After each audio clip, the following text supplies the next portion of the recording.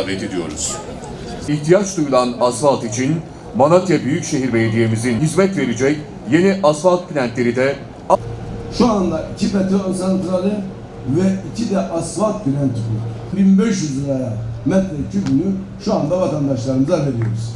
Ve burada 1.200.000 metreküp yılda beton üreteceğiz.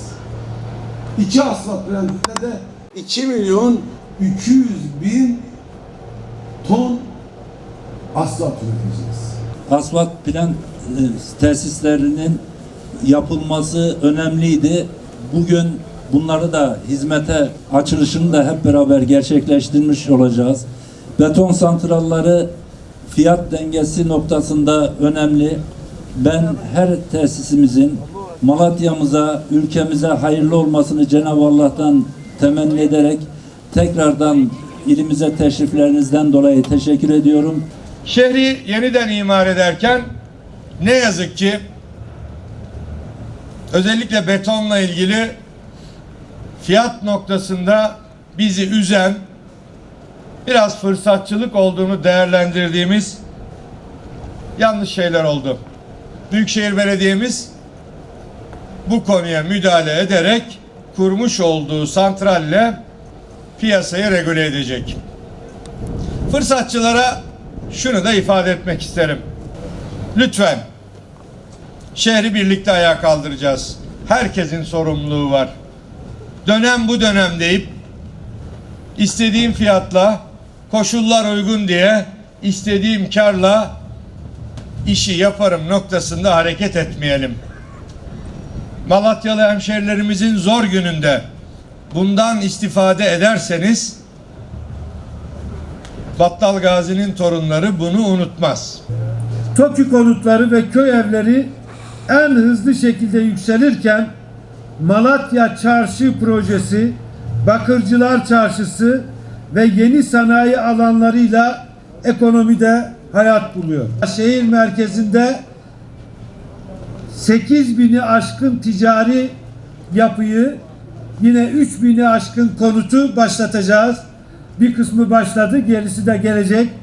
Çevre Şehircilik Bakanlığımız bizzat bakanlık olarak bu işi yapacak ve şehir merkezi yeniden inşa edildiğinde Malatya'nın kalbi de daha gür, daha sağlıklı atmış olacak inşallah. Deprem sürecince merkezi idare, yerel yönetimler el ele gayret ettik, bugünlere geldik. İnşallah yaraları sarıp çok daha güçlü bir geleceği yine el birliği içinde inşa edeceğiz. İşte bugün özellikle depremden sonra Malatya'da hasıl olan beton ihtiyacını karşılamak üzere hızlı şekilde faaliyete geçirilen beton santrallerinin ve asfalt plantini hizmete açıyoruz. Bu tesisler ihtiyacı karşılamanın yanı sıra fahiş fiyat oluşumlarını engelleme bakımından da çok önemli bir rol oynamaktadırlar. Oldukça önemli rakamlara ulaşmış fiyatlar bu tesislerin çalışmasıyla birlikte neredeyse yarı yarıya bir fiyat düşüşü yaşandı. Bu da bize şunu gösteriyor. Fahiş fiyata karşı en büyük panzehir daha çok üretim, daha çok rekabettir.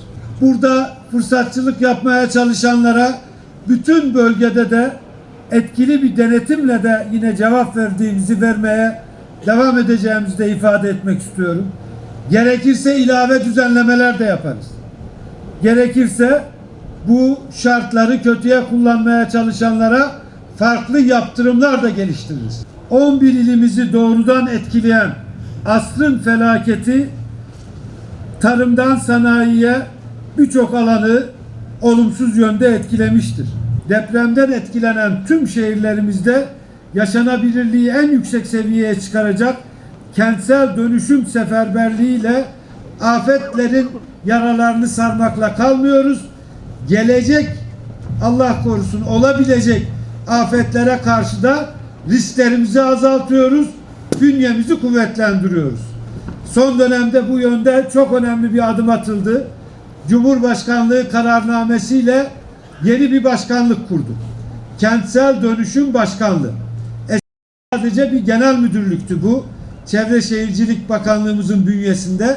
Şimdi ayrı bir başkanlık oldu.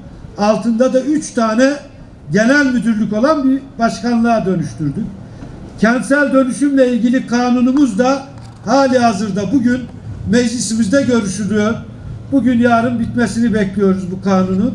An itibarıyla olduğumuz yerdeki beton santralimizde işletmeye açılmış bulunmakta.